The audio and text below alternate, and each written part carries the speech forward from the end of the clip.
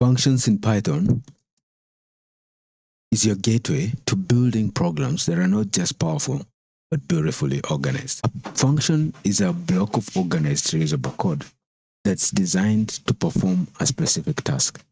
Think of it like a recipe. Once you write it, you can use it anytime, anywhere, without rewriting it from scratch. Or better yet, imagine this. You walk up to a vending machine, you push a button, and out comes a snack. That's a function. It takes an input, your button press, performs a task, dispensing, and gives you an output, your snack. That's exactly how functions behave in Python. In this section, we're going to take a deep dive into functions. You learn not just the basics, but also the advanced concepts that set great programmers apart. Here's what we'll be learning in this section on functions in Python. First, what are functions? Second, the difference between functions and methods, parameters versus arguments, types of functions, such as user-defined, built-in, anonymous, or lambda functions, function arguments, that is required, default, keyword, and variable length arguments, understanding scope or function scope, that is global versus local variables, then lambda functions. For lambda function, we're going to talk about it in the types of function. They're just block of codes that performs specific tasks. You define it once and then call it whenever you need it. So this should make the code efficient and much easier to manage, as we'll be seeing in our codes. Let's look at how we'd get to define a function. So we're going to have a keyword that is def, and then my function, that's the function name. And then we're going to say print something like hello from a function, something like that. So in this case, what you're seeing is we have the def keyword, and then we have my function name, and then we close that with the parenthesis, and then we have the full column. If you want to now use this function, we're going to have it like so. So we're going to say my function, and then we're going to just run this. So that should be Python function. And then just like that, Python runs whatever is inside your function. So for case, it's going to just print hello, a function. But functions aren't just about printing text, as you can see here. They are powerful tools that can allow you to break down large programs into smaller pieces and even reuse logic without rewriting code, and also at the same time enhance readability and efficiency. Now let's move to a more common area of confusion for beginners, and that's the difference between functions and methods. The key distinction here is where and how they're used. Since for the most part, functions and methods are block of codes that perform specific tasks, and they accept inputs and return outputs. Functions are standalone blocks of which are defined using def keyword, and you can call them by their name. For instance, for case, you can have greet as the function name, and then we can have a specific operation that you need to use. Just have hello world for this case. Then now that means that we can go ahead and as we saw earlier, we can just call or invoke greet in this case. And if we go ahead and run that, so we're going to have that output hello world, right? So the specific operation that you have inside the function. Methods, on the other hand, are functions that belong to an object. So we could look at an example, maybe say, if we talk about something like my list equals to, and then you have maybe 1, 2, and then 3, or 4, that case, then that means that we can go ahead and say my list dot append. Then that means that we're going to append a value, say 5. So in this case, we can say append is a method specific, say list object, right? Like so. So the rule of thumb is all methods are functions, but not all functions are method. Since functions are standalone, whereas methods are object bound. With object bound, that means that they are attached to a specific object.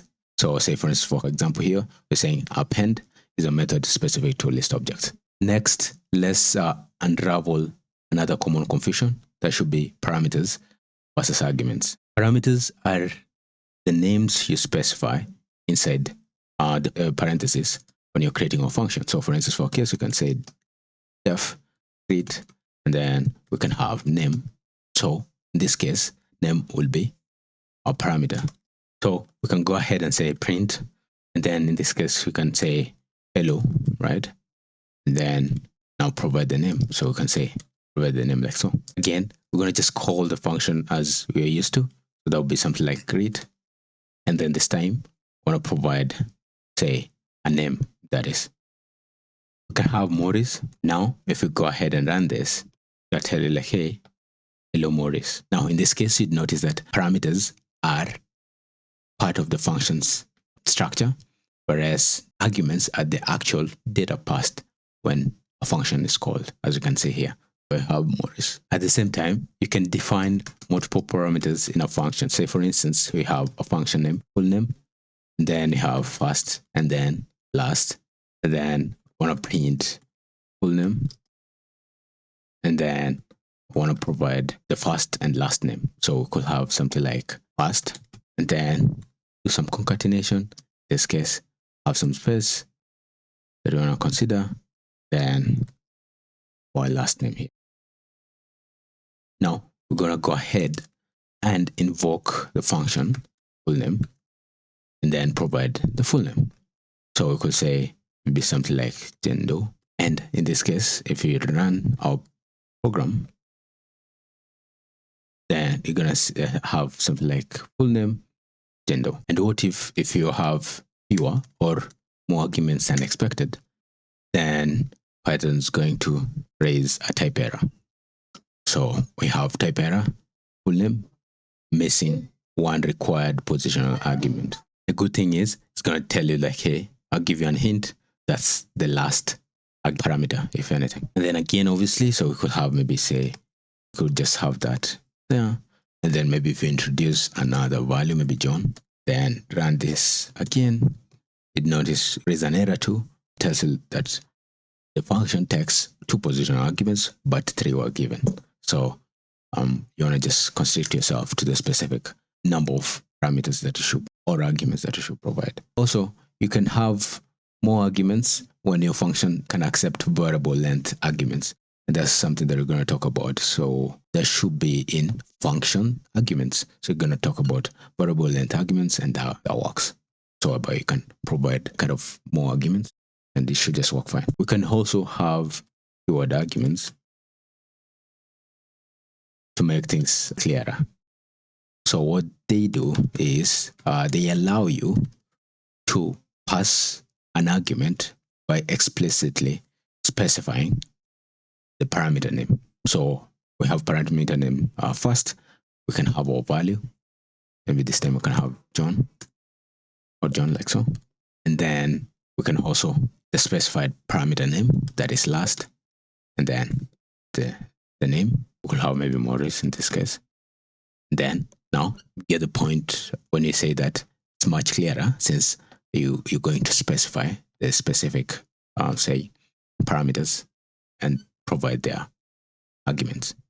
So if you run this, just give more similar output to this. It's just that now we want to call the specific parameters for our function. Something else to note is like you can also change the order, and it should just work fine. So you can have maybe let's start with this, and then if you run this, it's going to just work fine, right? So we want to look at the difference between this, the last output, John Morris, and then Jendo, right? So let's change the order for this one, and then kind of see what you mean by changing order. So let's run this. Yeah, so this one is positional. We're going to talk about that a bit, whereby now it just takes the value that you provide at that position. So it's going to relate though with the first position of the parameter that you want to provide an argument for. And that's how you'd have it like so, compared to this, right? Now that we've nailed that, let's move to one of the most exciting parts, that is types of functions. So here we're going to talk about user-defined, built-in, and anonymous functions. So let's have this one here. We're going to have the different flavors of functions. We'll say A, that will be user-defined. functions. And yeah, we can have UDFs, and then we can have like B, and then talk about inbuilt function.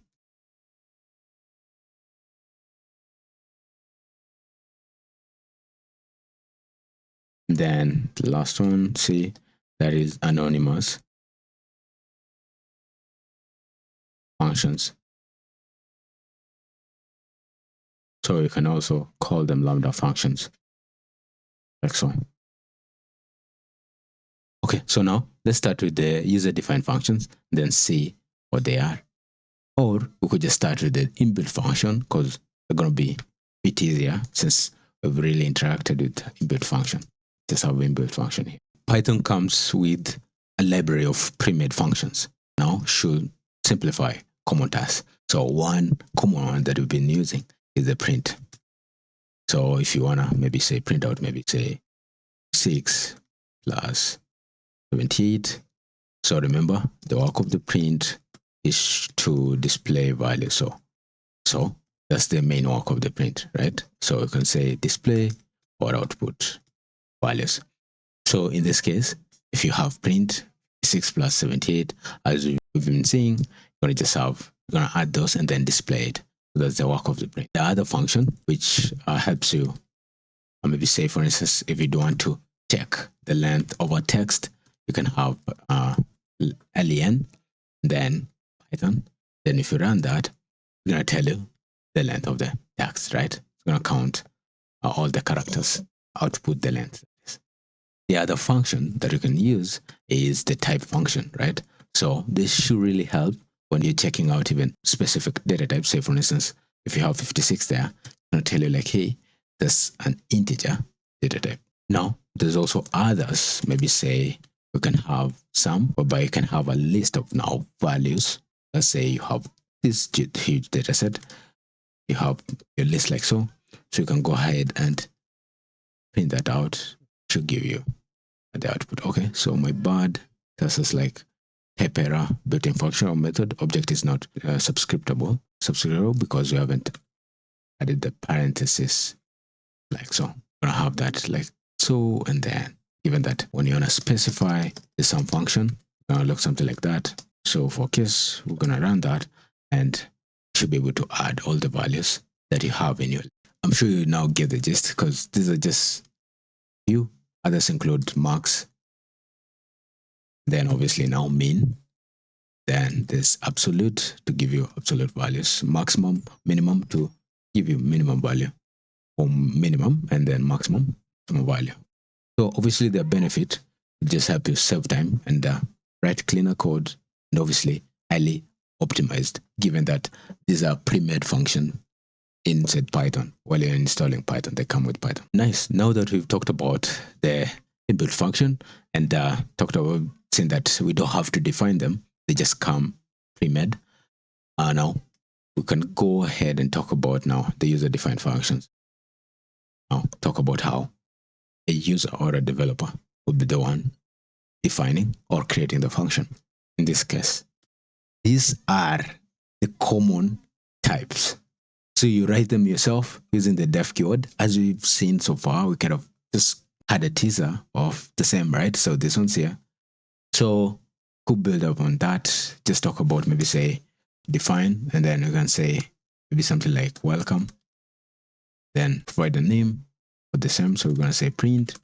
Then you can say something like welcome. Yeah, welcome, comma, and then have the name, and then go say welcome name, and then concat. Then we're gonna talk about to Python programming course.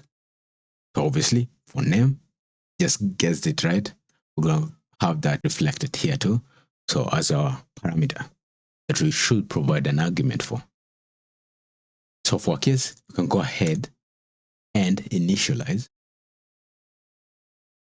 or call function. So that will be welcome. Then we just have to provide the name. So we're gonna say maybe something like welcome John. And then now, if we run this, we're gonna say like something like welcome, John. It has combined John and 2 for Python programming course. So we could just have a space here, and then that should obviously separate John from 2. So that should be welcome, John, for Python programming course. UDFs or user defined functions, as you can see, they're powerful because you control everything. What inputs they take, so for case, kind of create the parameters that we want, and then what logic they perform. So for case, we have our logic here, and the outputs they return. So this will be our output too. One more keyword for a user defined function is that you can use return, right, to get values out of a function, right? So that will look something like, maybe you could say square, and then want to provide number, and then in this case you can say return, and then number times number, number times number itself, that is. So you can say return. And what you're saying is it makes it very, very complex for other huge tasks. Say for instance, if you'd want to maybe say we could have a square, and then we could say maybe provide 2 in this case, and then let's run this. You'd notice we don't get an output, right? So that means that you'd have to go ahead and print that out like so this time, right? So have it like so, run it, it'll give you our output. In this case, return should let us just return the value to a caller. So if you do want maybe do a sum of another value, you can say sum and then maybe 67, and then you can go ahead and print awesome. And you should be able to do that computation for us.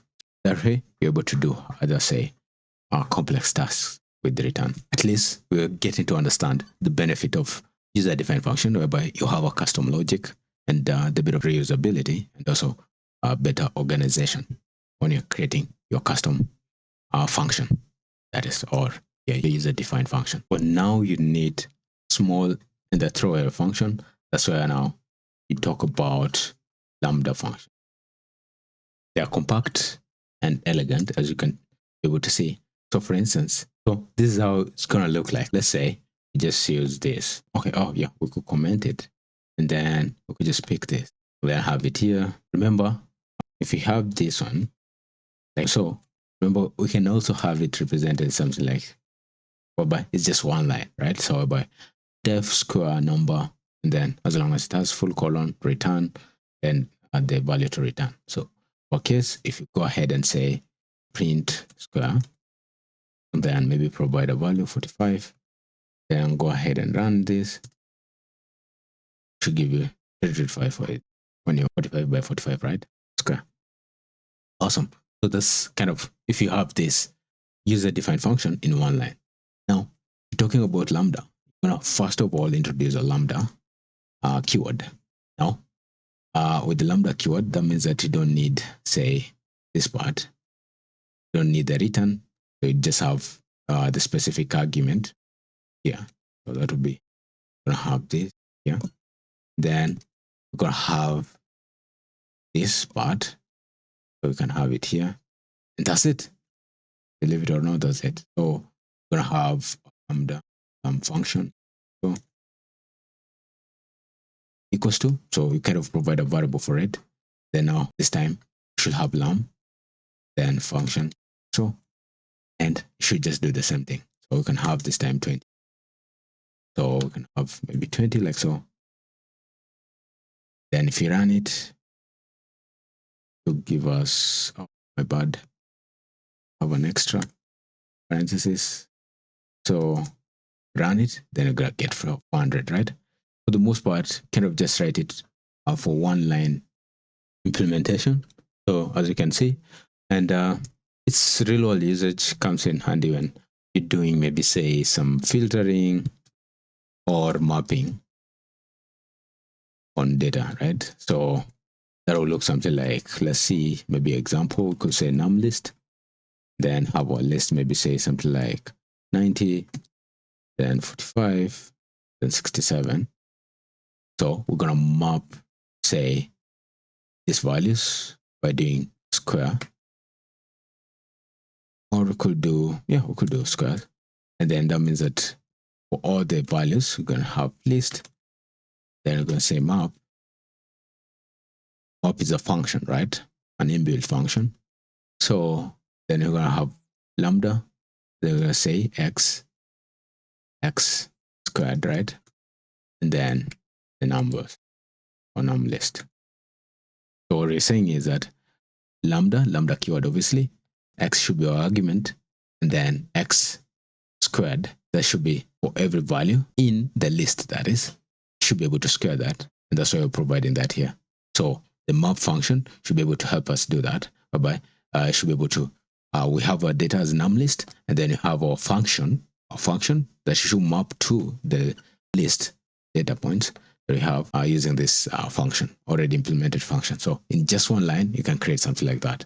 And then now we can go ahead and print out squares so that it goes ahead and squares all the values inside our num list. So we can run that. Then you're going to see like, hey, we're going to square all this. Amazing. So what you're seeing is very super concise, and it's just perfect for quick operations, right? Because in this instance, when you look at maybe, say, similar implementation using user-defined functions, then it's going to be longer compared to this. And obviously great in one-liners, as we mentioned above. So you can just have this one line of code easily have what you wanted implemented. Now, what you can see is that for a lambda function is very quick, and this means that it should be able to help with quick and short operations, right? And then obviously now with our user-defined function, that's for custom logic. You're just creating your own, say, or creating your own function.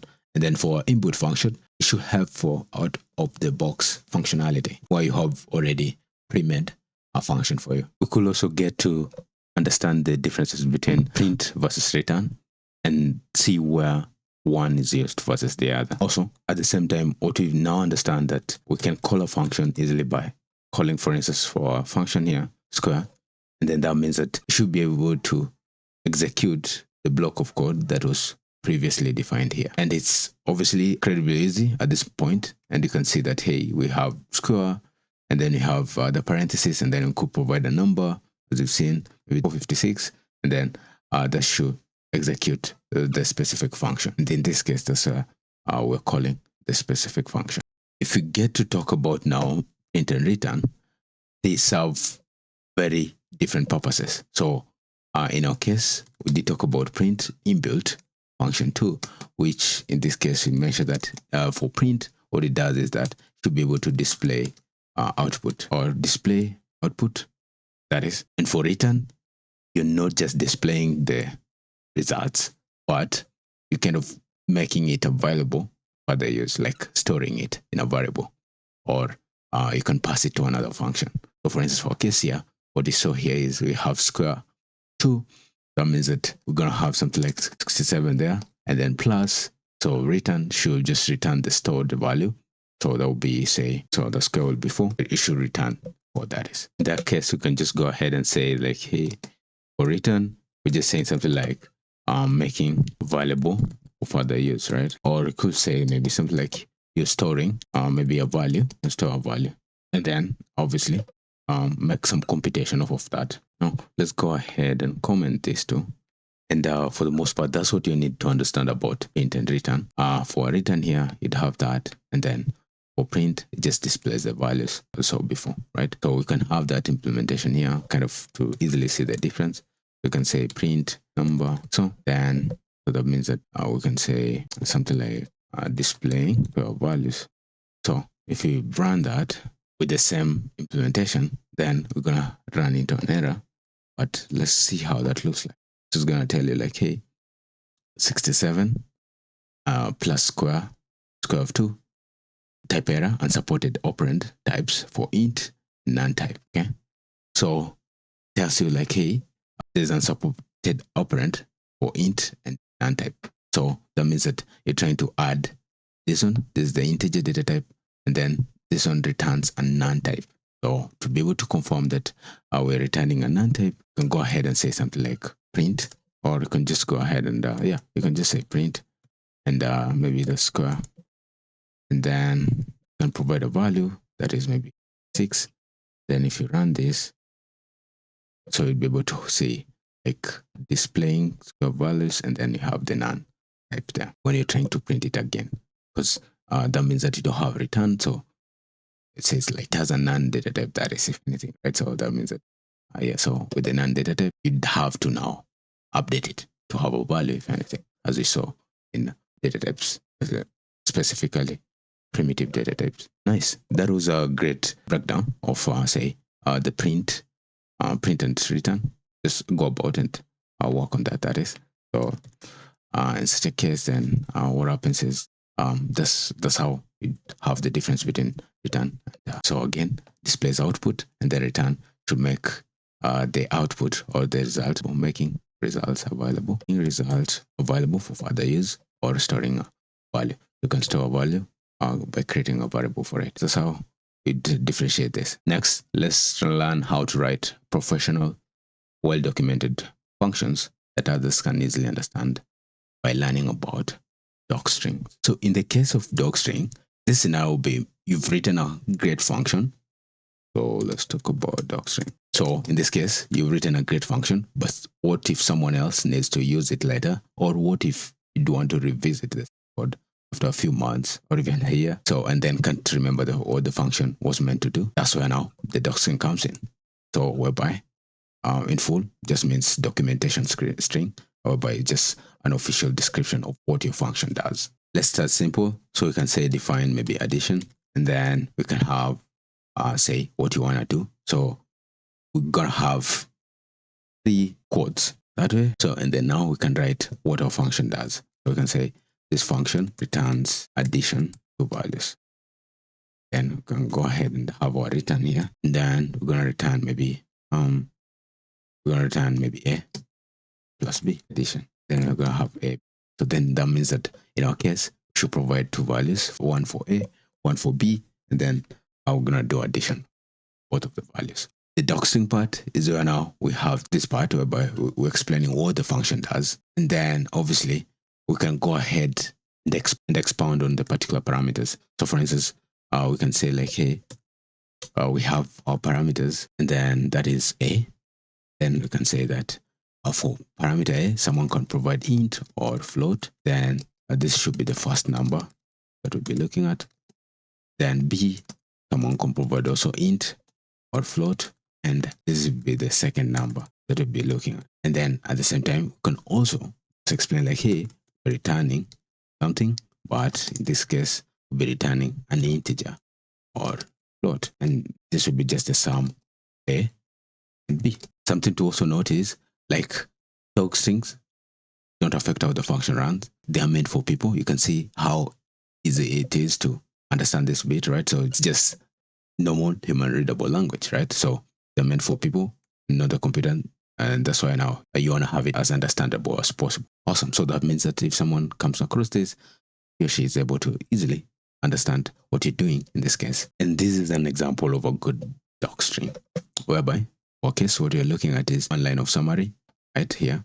This function returns addition of 2 values, and then the description of parameters, kind of describe the parameters so someone can understand our parameters, and then explain the return values in our case here. Awesome. Now, note also, if you want to call the function, you're going to have something like addition, and then going to provide maybe 2 values, maybe 400, and then you can provide 500 like so. Then in this case, we do understand now, we need to display the value. So we'd have print. So then again, we just have some description to that. Say something like addition of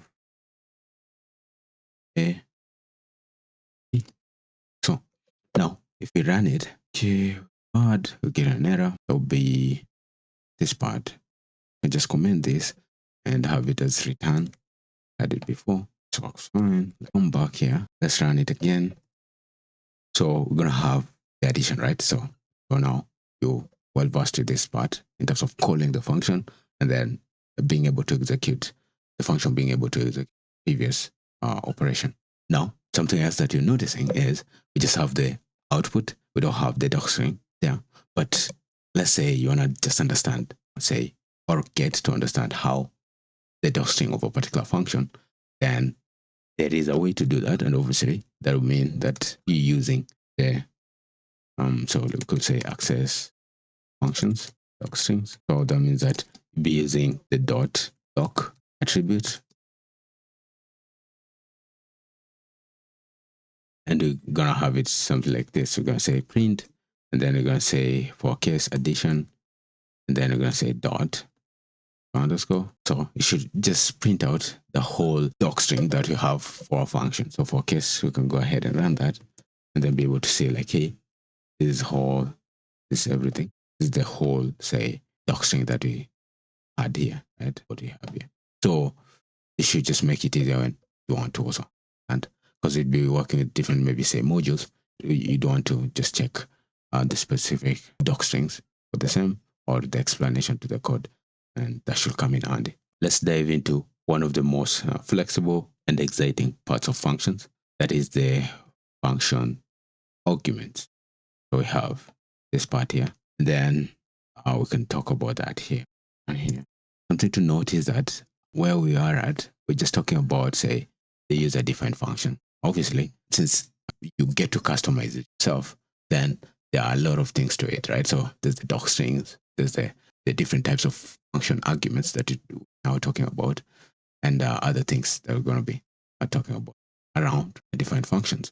So for case, let's talk about function arguments. This should help you write dynamic, reusable, and scalable functions. So in this case, we're going to be talking about, say, several, not really several, but 4 function arguments. So the first one will be the required arguments, right? And then we have the default argument, keyword argument, and variable positional argument. So like so. So now let's start with the required arguments. In this case, these are values that you must provide when calling a function, as we saw before. So obviously, let's say we had an example, we could take even this example, just cut it, and then have it down here. If we have that like so, then that means that we have the greeting, that is the greet function name, and then we have the name parameter, and then we want to display the name. Now, in this case, that's already the, say, as straightforward as it is, that's already the kind of required.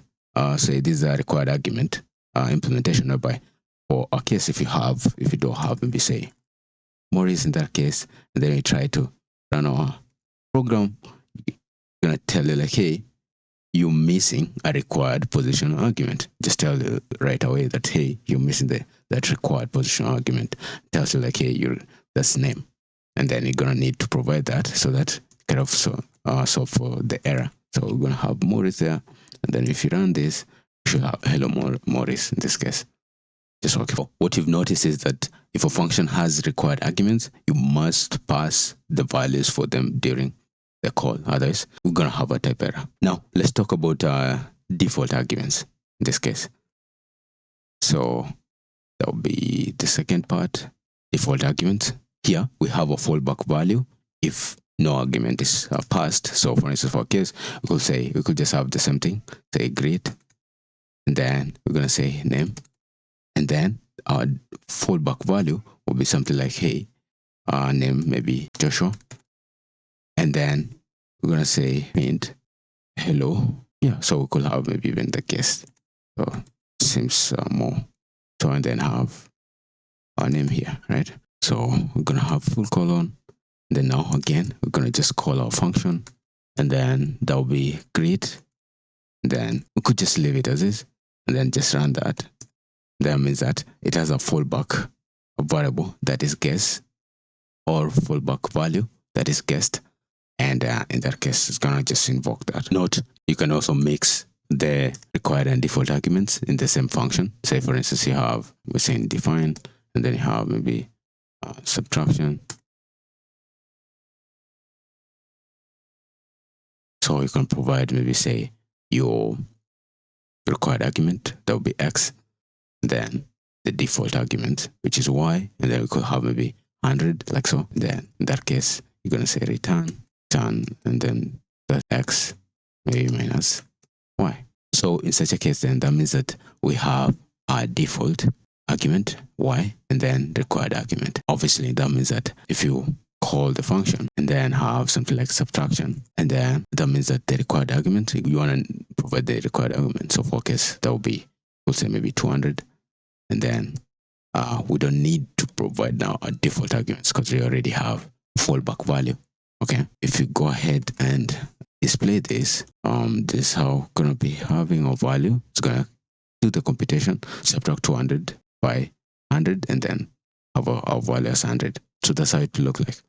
Now, that said, also you wanna be keen on the positions. So you can see like the default arguments comes after the required arguments, and that's how you'd have them. So if you have them the other way, you're gonna have an issue, right? So the good thing is that it's gonna throw an error that you'll be able to understand. So you're gonna have x like so. So if you run this, it's gonna tell you like, hey, non-default argument follows default arguments, and then you're gonna come back here, fix that. So that would be something like x, like so, and then yeah, so it should just work now fine as before. Now let's talk about keyword arguments. With keyword arguments, you pass values by explicitly naming the parameters. So we did see that here, right? Whereby we have the parameters explicitly name the parameters last and first for our keyword argument.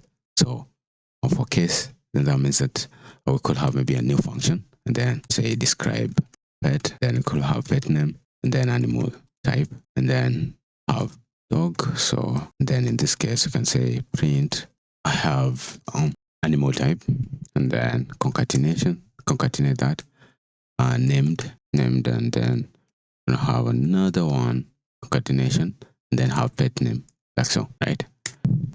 So that means that in our case, we can go ahead and call the function, and then when calling the function, we can say describe pet, and then we can now use the specific explicitly have the parameters. So for our case, you can say, hey, let's have the pet name, and then we can provide the pet name. So we can say whiskers, and then we can provide the animal type, and then say that should be cat, like so.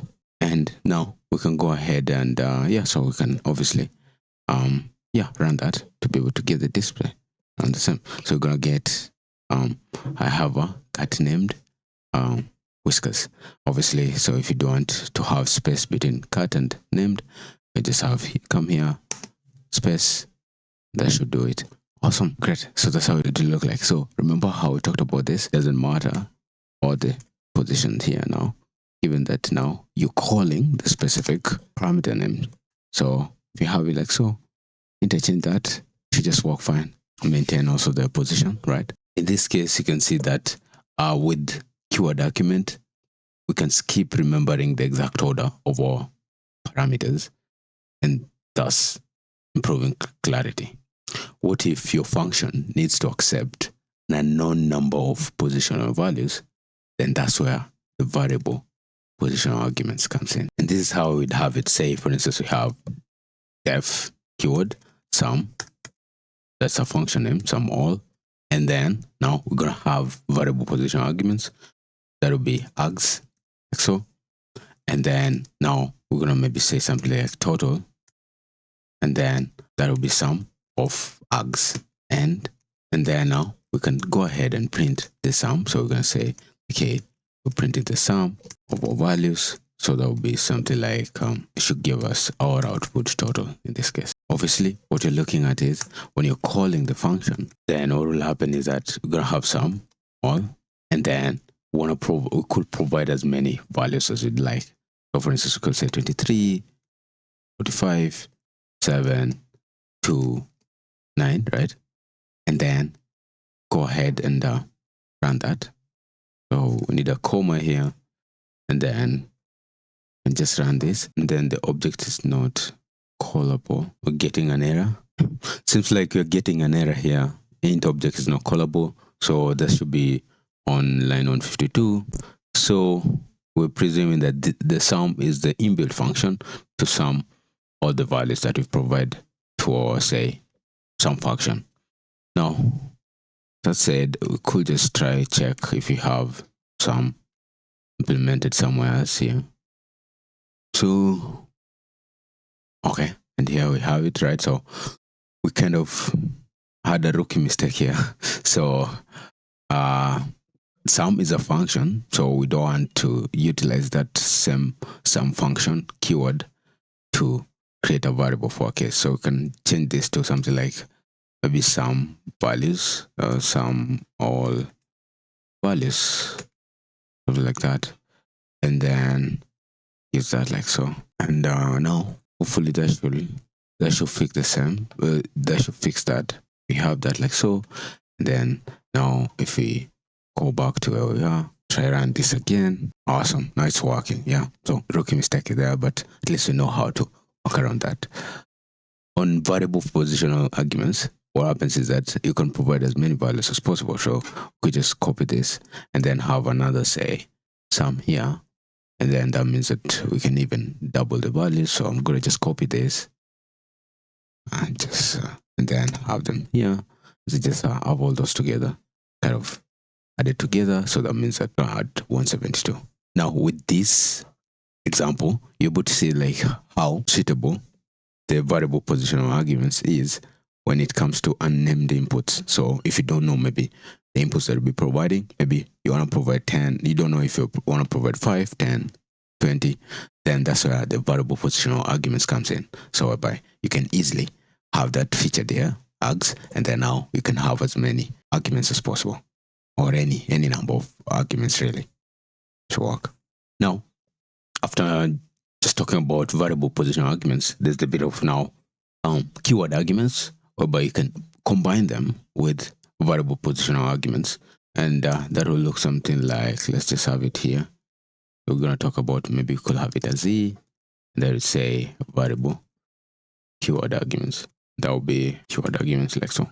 Now, just like args, the quags, the keyword arguments, let's you pass now a flexible number of keyword arguments. In this case, let's see how that will look like. So we're going to say def keyword, and then we're going to say pass on info like so, and then we can say keyword quags, and that should be keyword arguments.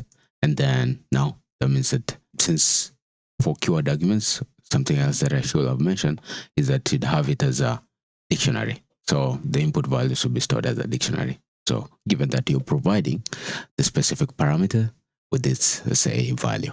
But okay, so let's see how that will look like. So for instance, if you want to call the, say, the specific function, that will be person info, and then we're going to provide the specific name, maybe, and then maybe say name, and then say, for this case, you can say John, and then we can say age goes to maybe 29, and then you can say maybe, and you can have the city as Bogota. Now, if we have such, then what you're noticing is for every, say, argument that we're providing or value, we have the corresponding parameter, right?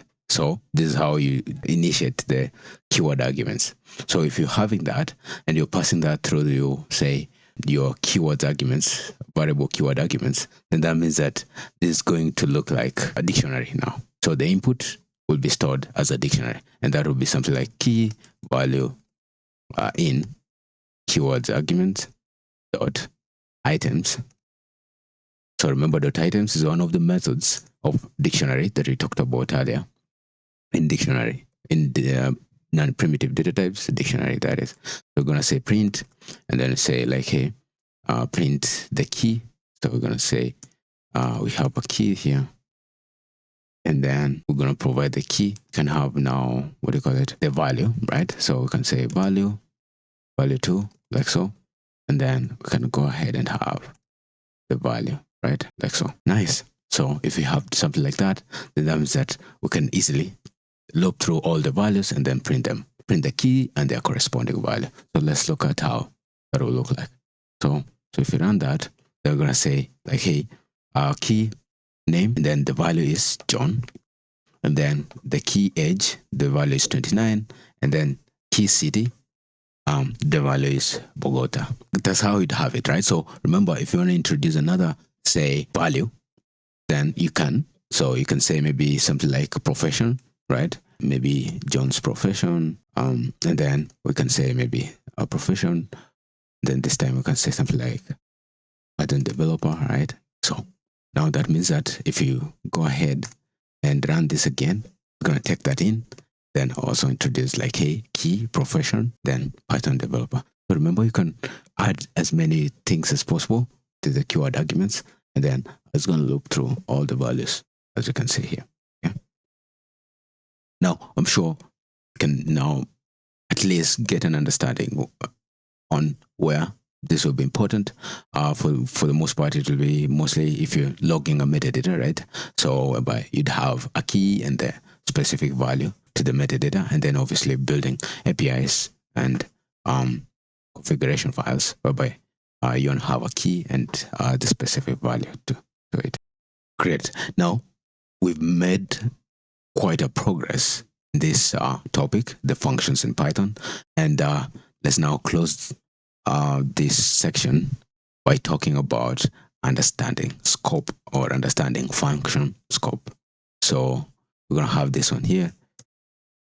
And now we're going to talk about understanding function scope. So understanding function scope is where by now we'll be talking about global versus local variables in Python. In Python, obviously. So these are the things that we're talking about. So for instance, for a case, we're going to talk about a global implementation of a, say, variable. So we're going to say global like so, variable, look something like this. This is what we've been having all through. So we can say name equals to John, right? And that will be a global variable, right? So say if you now want to say, have maybe say another function. And then for a function name, we're going to have preferred course. And then now we're going to have maybe say course, I'm going to say name, then this person, maybe default could have say for a case, maybe Python programming. Then we're going to print something like that is name, and then prefers, and then we're going to have course. Okay. So now in this case, what's happening is we're going to call the function. I'm sure now we've called quite a lot of functions. So we're going to say preferred course, and then we already have the name, so we're gonna provide the name. So we have it here, right? We could have this name of the person, name of person. Wanna have it descriptive, like so, and then now we can just copy this and then have it there, like so. And then we're gonna run this, and then you're gonna have it like John prefers Python. Obviously, again, we're having the same issue, John and prefers. And you guess it's just right. We're gonna have a space here. Then if we run this, it should be spaced up now. So that will say John prefers Python programming. In this case, what you're doing is we already understand that hey, name of a person, that is John, that's a global variable. So global variable is mostly defined outside of a function, making it accessible anywhere in the program, as you can see, right? So you can just access that the program easily in the easily. Now that said, we can say so that said, because even to make that pretty clear, so we can just have default argument there, so by name person, and then we don't have to provide this. And then if you get to run it, we're gonna just be getting the same values, right? And then we can just improve that further, and instead of that name person, we can remove that like so, and then just have the course, then have the name person here. So that should really show how we're able to access the global variable inside the specific function. Awesome. And that's how that will look like. So let's go ahead and introduce a local variable. So that will be inside the function. That'll be something like, maybe we could have second course that John prefers. So we can have like something like a SQL, like so. And then now we can introduce something like this. So we're gonna say and second cause like so. So this time, okay, so plus for concatenation.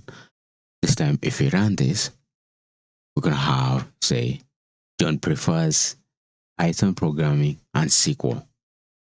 Awesome, amazing. So that's the local variable. So the local variable is obviously defined inside a function, and it only exists inside the function scope, right?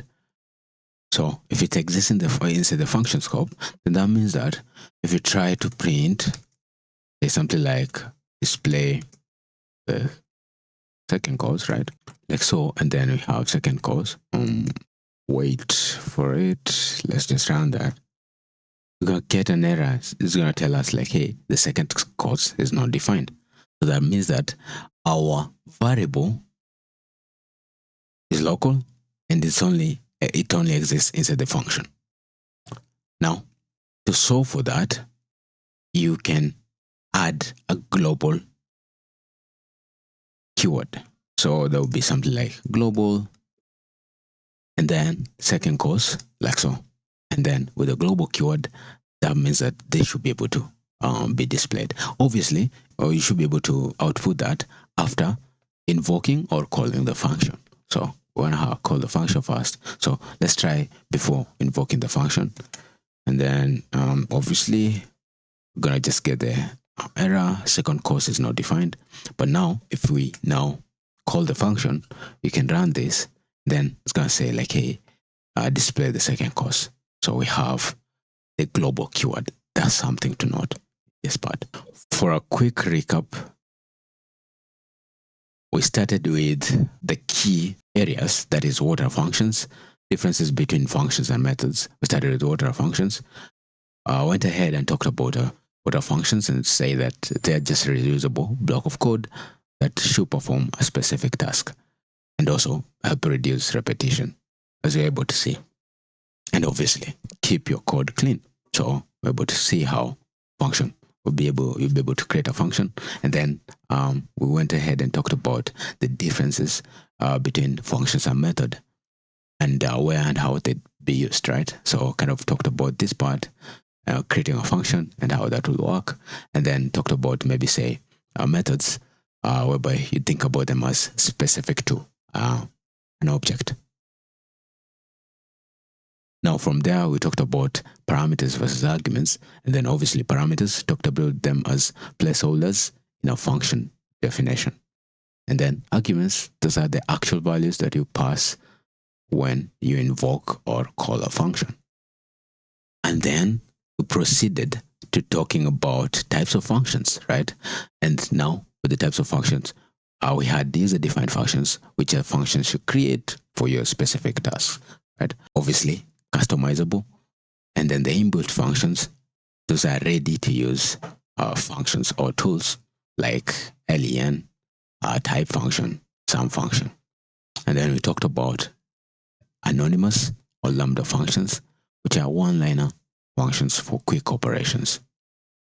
From there, we kind of delved a bit on user-defined functions, and then went ahead and talked about the calling of a function, that is the print versus return. Talked about printers being able to help you display values, and then return sends the results back for further use in the code, or you can easily help you store the values. Then obviously talked about docstrings and mentioned that they're used to document what your function does, including its inputs and outputs. And we saw a great example of that by kind of providing all those, say, explanation using our docstring. And then we went ahead and talked about function arguments. Obviously, in this case, we're just talking about types of functions, function arguments. And then we have, in this case, we talked about required arguments, which must be provided, default arguments, which allow fallback values. So you'd have default values, if anything, and then keyword arguments, which increase readability and clarity, because you'll be providing explicitly the parameter name. And then there's the variable position argument. So there's a variable position argument and then variable keyword arguments, which offer maximum flexibility in handling inputs. After this, we talked about understanding scope, and in this case, talked about Python's global and local variable, or obviously local variable first. This would be for Python's local variable, and talked about like how you'd be able to create a global variable, which you've been doing all through. And then now, if you talk about a local variable, then you can make sure that it's global by introducing a global keyword. And then at the same time, you'd have to first call the function before you even access the already global variable inside your function. Great. Awesome. So up to this point, we've learned quite a lot. And just to reiterate, functions are the beating heart of Python programs. Get to learn them well, and you'll be able to build anything from scripts to scalable applications. Something you can go ahead and do is improve functionalities for kind of the simple application that we did earlier in the branching in Python section. So we can start with the student grading.py, and then now change this, have function implemented into this. Let's look at that's how that will look like. So we can obviously we can have this outside because it's already a global variable in this case, or we can have it inside the function. So for case, you could just go ahead and have it inside the function. And then now that means that we're gonna have a def keyword. And then that means that we're having grade recommendation, like so. And then obviously with the grade recommendation, we'll have some parameters. So maybe someone would be providing the grade, right? And then providing, the score.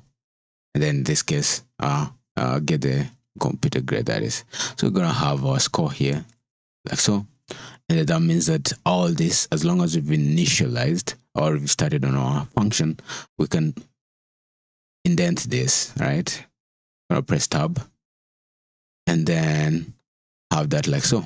Now, if we have that, then something else that we can take into consideration is the docstring implementation that we've talked about, and we can have it here. We can just say something like text a student score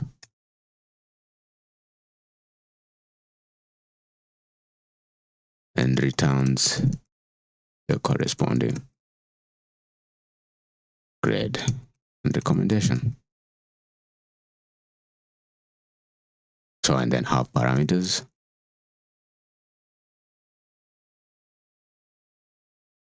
So obviously for our case, we have the score parameter, and then we're gonna say, hey, for our score, that should be an integer. So we're gonna have an int like so. And then we're gonna say this is the student's score. It should be maybe 0 to 100.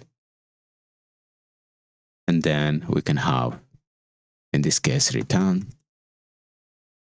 And then for case, we want to return a tuple, that is the grade. And then the grade should be a string, right? And we have recommendation, in this case,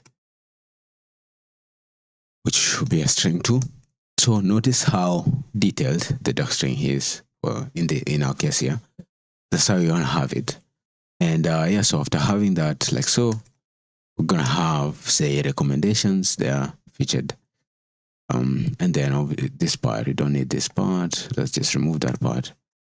And then ask for score. We don't need to ask for score inside the function. So we could just remove this because you notice you're having that as a parameter. So we're gonna provide an argument to that. So that means that we're gonna just remove this and then have this like so. And then now we're gonna have our return. So here, this is only gonna have outside the function. So let's have this one outside the function. So that should be shift tab. And then now we can have, in this case, you can say return. Then it should return grade. And then we're gonna just capture this. How we had it here, grade and the recommendations. we're gonna have this here, just there, like so. So grade and recommendations that get the grade. Now, if we have it like so, then the only thing remaining is how to use the same. So that will be calling our function. Calling the function. Now, for case, the function is grade recommendations. So we're gonna have grade recommendation like so. And then we wanna provide a score. So we could have score value like so. And then obviously we don't have a score yet. So that means that we wanna have our user enter score. And that will be something like score val. And then like so. And then we're gonna have int input, and then have enter score. Awesome. So if we have enter score, then that's that part. Then obviously that's users entering score. And then this part is where we're calling the function, if anything. Awesome. And then now that means that if you're calling the function, we're gonna have these two returns, the grade and the recommendation. We're gonna unpack that. So that's the tuple unpacking that we talked about in data type, Python data type. So whereby we're gonna have say something like we can say the GR for recommendation, for grade and recommendation. And then now here we're gonna represent that with G. And then here we're gonna remove this and replace that with R. Awesome. Now if we go ahead and run our say just have Python, and then that should be student. System is gonna ask you for the score. And then you're gonna say like, hey, let's have maybe 70, and tells you like, hey, your grade is C, being okay. Nice, awesome. So that's how this will look like when you have it kind of a little bit more complex compared to how we had it earlier. And when you're introducing now the function and having this in a function format. Now that's how we have it. So remember, this is where now the reusability comes in, right? So we can even go ahead and improve this and then say like, hey, we have a list scores. It's similar, maybe you have several students scores, then you wanna get their recommendations and their grades. So you can have this thing like that, maybe 90, like so. And then your guess is just right. We're gonna do a for loop. We're gonna say for score in this score, and then we're gonna say something like we're gonna call the function. So we're gonna just pick this, have it here, and then we're gonna now say int the specific grade for the different functions, right? So we're gonna say like, hey, let's have this like so. And then now this time we're gonna have it a little bit more elegant. So that means that instead of printing this twice, we could just have it in one line. We're gonna just have this one here. We can do concatenation, or this time we can just do string formatting. So the F string formatting, where we'll provide F. They're gonna say like, hey, let's have this as the variable should be in curly bracket like so. And then we're gonna say recommendation of that, and then like so, hover like so, hover in curly bracket like so too, and then close with the say quote like so. So this is just string formatting, F string formatting, and the structure will be F quotes, and then curly bracket. If you're providing any say variable, then you could have another curly bracket if you're providing any other variable, and so on and so forth. And that's how we have it here. So the curly bracket, we're providing the variable for specific curly brackets. So we can have it like so. And now what you're expecting is that you should be able to loop through each and every particular value. And then obviously we can print a new line, say like, hey, skip a new line for every, say, print or display. So we can go ahead and run that, and it will need us to provide a score, right?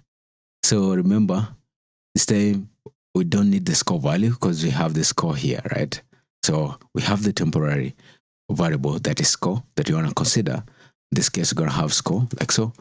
And then after having score, we don't really need this part, right? So we could just comment this first and then see, oh my, comment this and then see how this looks like first. So we can go ahead and run this. Gonna interrupt that and then run that. And then now kind of see what output you're getting. Your grade is F, recommendation none. So it doesn't have recommendation for that. And then your grade is F, recommendation none. So that should be 30. And then your grade is F, recommendation none. Your grade is A, recommendation excellent. So let's fix the recommendation none for the grade F. Oh yeah. Yeah, we could change this as E. So bad. And then at least we'd have recommendation. So we can run that. Then I would have don't be discouraged for those having F, focus on understanding topics. Awesome. Yeah, a bit cool, motivate you with that too. Focus on understanding the topics better, and that's for help. Now we have our function created for the student grading. And then we can look at the weather outfit selection, how we'd be able to revamp this too. Okay, similar structure. We're gonna have, say, first of all, you could just take some time and then get to create a function for it before we walk around a solution for together. Just get to pause the video and then walk around the, say, the function implementation, and then we're gonna walk through this together. Let's now work on this together and have you compare with what you've done so far. So we can say def keyword and then suggest outfit. So that will be the function name. And then we have someone can provide the weather, right? And then colon. Then now that means that we'd go ahead and indent this. So that is tab. And then we're gonna have, say, our doc string, right? So remember, you can also have the double quotes. And then we can say suggest an outfit based on provided weather description. And then obviously we're going to talk about parameters. And then we're going to say the weather should be string in this case.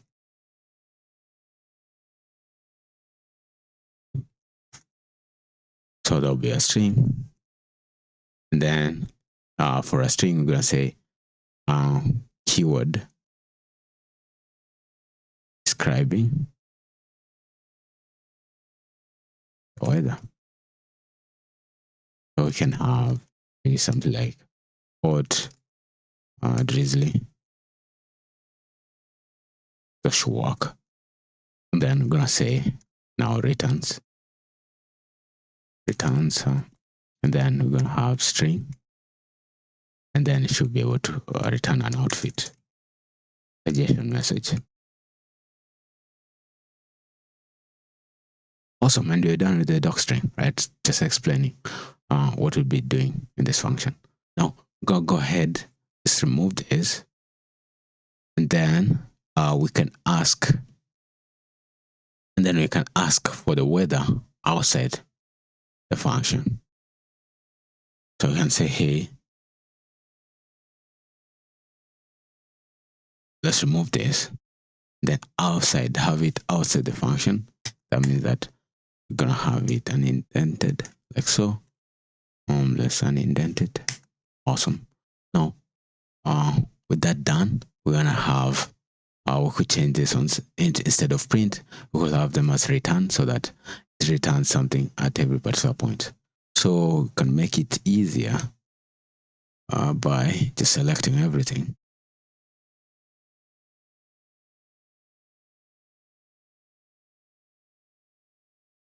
So we're gonna say, hey, return, or my return, and then like so, then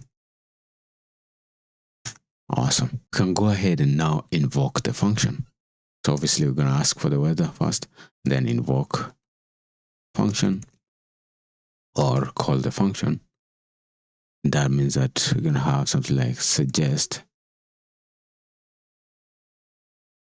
the outfit, and then we're gonna have weather, like so. So that means that we wanna print this out from print, and then we're gonna say weather suggestion. So now we can use our f string. They have weather suggestion, and then something like that. Awesome. Now that means that if you save this and then run it,